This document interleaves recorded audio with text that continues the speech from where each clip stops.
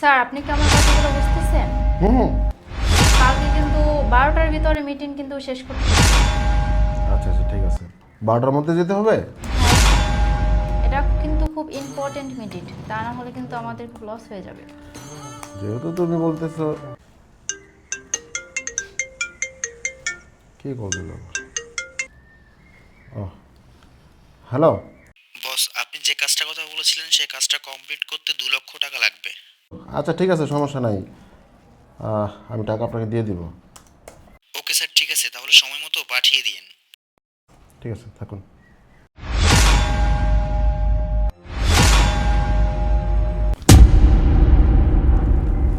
Sir আপনি কি কিছু খুঁজছেন? না মানে এখানে আমার কিছু টাকা ছিল, টাকাগুলি পাচ্ছি না। টাকা ছিল? আপনাকে আমি আগেই বলেছি স্যার, এই সব ফকিন্নি মার্কা লোকজনকে রেখেন না অফিসে। দেখেন টাকাগুলো ওই নেছে, ওকে চেক করেন তাহলেই টাকাগুলো পাবেন আপনি। আরে আপনি কি বলছেন? আপনার কি মাথা ঠিক আছে? কারো সম্পর্কে জেনে না শুনে আপনি কিভাবে বলেন যে ও টাকাটা নিছে? আপনি কি দেখেছেন? আপনার কাছে কি প্রমাণ আছে যে ও টাকা নিছে? আরে স্যার আপনি এটা কি বললেন? এই সমস্ত গরিব ছোট লোকদেরকে আমার খুব ভালো করে চেনা আছে। এরা বড় বড় অফিসে গিয়ে স্যারদের মোবাইল টাকা আরও দামি দামি জিনিস চুরি করে। আপনি ওকে ভালো করে সার্চ করেন তাহলেই বুঝতে পারবেন যে আমি সত্যি বলছি না মিথ্যা বলছি। আরে আরে, আমি তো দেখছি আপনি খুব অতিরিক্ত করে ফেলছেন। আপনি যা খুশি তা বলে ফেলতেছেন।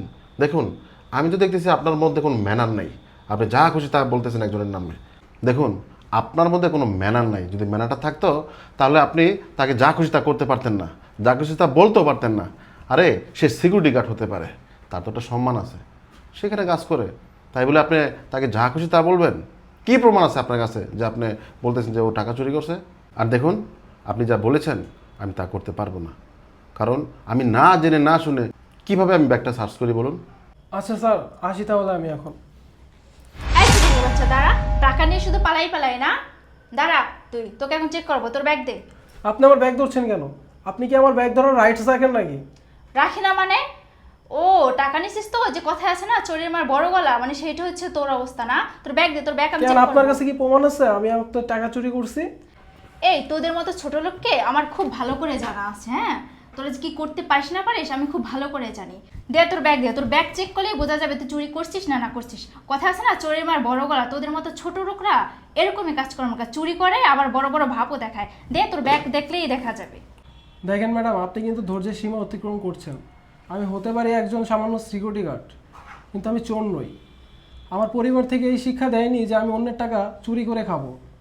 আমার মা আমাকে শিখিয়েছে সাদাকে সাদা বলতে আর কালাকে কালো বলতে। আমি কখনো অন্যের টাকার দিকে নজরও দেই না। আমার মা আমাকে এই শিক্ষা দেয়নি যে আমি অন্যের টাকা চুরি করে খাবো আর অন্যের টাকার দিকে হাত বাড়াবো। চপ ছোট লোকের বাচ্চা, চোরের মার বড় বড় কথা। তোর ব্যাগটা সার্চ করলেই বোঝা যাবে তুই চুরি করছিস কি না করছিস। ঠিক আছে, দে তোর ব্যাগ দে। কি ব্যাপার, টাকা কোথায় গেল?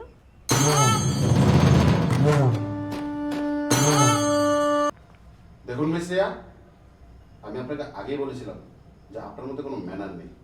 কই, আপনি যে সার্চ করলেন কিছুতে পেলাম না, অথচ ওনার নামে আপনি বললেন কি লাস্ট পর্যন্ত আপনি জোর করলেন, জোর করে ওর ব্যাগটা আপনি সার্চ করলেন। কই, আপনি তো কিছুই পেলেন না। পেয়েছেন কিছু? দেখুন, আমি আগেই বলেছি একজনের নামে জেনে না বুঝে কোনো কিছু করা ঠিক না। আপনি তাও করেছেন, ঠিক আছে। এখন আমি আপনার ব্যাগ সার্চ করব। স্যার দাঁড়ান, আপনি আমার ব্যাগ সার্চ করতে পারেন না। আমি এত বছর ধরে এই কোম্পানিতে চাকরি করি, আজ পর্যন্ত দেখেছেন আমি এই কোম্পানিতে আপনাকে না বলে কোনো জিনিস সরাইছি? আপনি একটা সিকিউরিটি গার্ডের সামনে আমাকে অপমান করছেন। না স্যার, এটা আমি আপনার থেকে কখনোই আশা করি নাই। ও আচ্ছা, তাই সিকিউরিটির সামনে আপনাকে আপনার ব্যাগ সার্চ করব সেই জন্য আপনার গায়ে লেগে গেছে না? ও আচ্ছা, তাহলে আপনি কিভাবে একজনের সম্পর্কে জেনে না বুঝে বলছিলেন যে আমি চেক করব? তো কই, আপনি তো ওনার ব্যাগটা আমার সামনে এখানে করছেন, সবই তো দেখলাম, তো কই কোনো টাকা তো পেলাম না। স্যার ব্যাগ দেখেছি, ওনাকে তো পুরো সার্চ করা হয়নি এখন। ওনার পকেট চেক করেন, অবশ্যই পকেট থেকে টাকা বের হবে, কারণ এই ধরনের ছোট লোকগুলা এই কাজগুলোই করে বেড়ায়। আপনি আমার কথা শুনুন, ওকে পুরো সার্চ করেন। সিকিউরিটি গার্ডের পকেটে টাকা আছে সেটা আপনি কিভাবে শিওর বলতে পারলেন? হ্যাঁ, তার মানে কি আমি ভেবে নেব টাকাটা আপনি ভিতরে ঢুকাইছেন? শোনেন, আমি এত কথা শুনতে চাই না। আর আমি পারবো না সিকিউরিটি গার্ডের পকেট চেক করতে। আর এই কারণে পারবো না, তাকে আমি অনেক বিশ্বাস করি। আজকে 7 বছর যাবত আমার অফিসে কাজ করে। কই, আমি তো এমন কোনো কিছু দেখলাম না। আমার অফিস থেকে কোনো কিছু নাই, হয় নাই তো। হ্যাঁ, আর আমি ওকে দিয়ে লক্ষ লক্ষ টাকা আদান প্রদান করাই, লেনদেন করাই। আমি এখন পর্যন্ত দেখলাম না 1টি টাকার লঞ্চর করতে। তাহলে কিভাবে আমি তাকে অবিশ্বাস করি? শুনুন, আমি যেহেতু বলেছি আপনার ব্যাগ সার্চ করব, তা আপনার ব্যাগ আমি সার্চই করব। স্যার আমার কথা একবার শুনুন, ভালো করে আপনি চেক করেন না, তাহলেই তো বুঝতে পারবেন।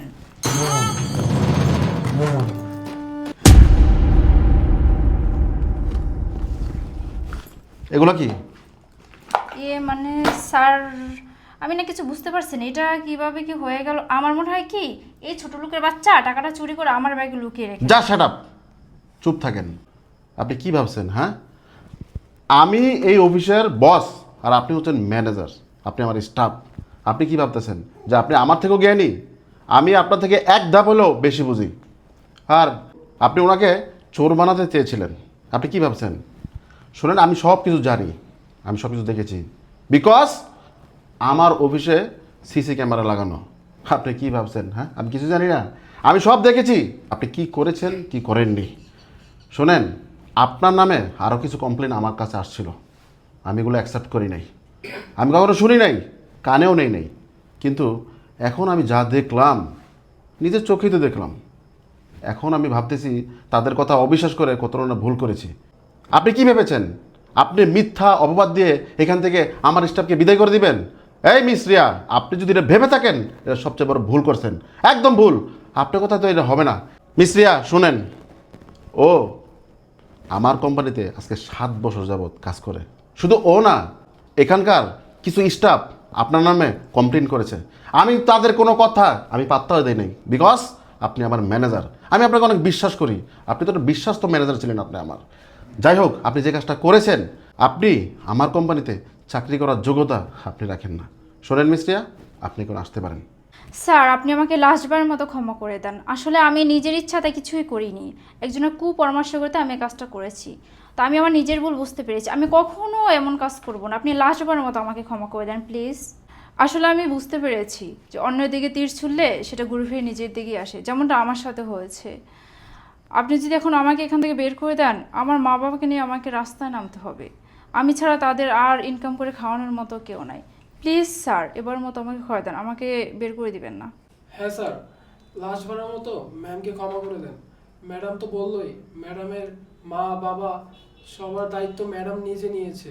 ম্যাডামকে একবারের মতো সুযোগ দিয়ে দেখেন, ম্যাডাম আর এই ভুল করবে না।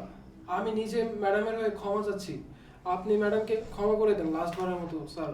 দেখুন মিস রিয়া, আপনি যাকে চোর বানিয়ে মিথ্যা অপবাদ দিয়ে এখান থেকে বের করতে চেয়েছিলেন, আজকে সে আপনার জন্য সুপারিশ করতেছে যাতে আপনাকে এখান থেকে বের করে না দেই। দেখুন তাহলে, আপনার নিজের বিবেকের কাছে নিজে প্রশ্ন করুন, আপনি কত বড় একটা জঘন্যতম একটা কাজ করতে গিয়েছিলেন। দেখেন স্যার, এই সমস্ত কথা বলে আমাকে আর লজ্জা দিবেন না। আর ভাই, তুমি আমাকে ক্ষমা করে দাও। আমি বুঝতে পেরেছি যে আমি কত বড় একটা জঘন্যতম কাজ করতে যাচ্ছিলাম। আরে ম্যাডাম, এইসব বলে আমাকে লজ্জা দিবেন না। দেখেন ম্যাডাম, সবাই পেটের দায়ে কাজ করে, সবারই পেট আছে একটা। এই পেটটা চালানোর জন্যই এত কষ্ট করে সবাই। আপনি এইভাবে আর কাজ করেন না, আপনি সততার সাথে কাজ করেন, তাহলে আপনার ভালো হবে। স্যার তাহলে আমি আসি এখন।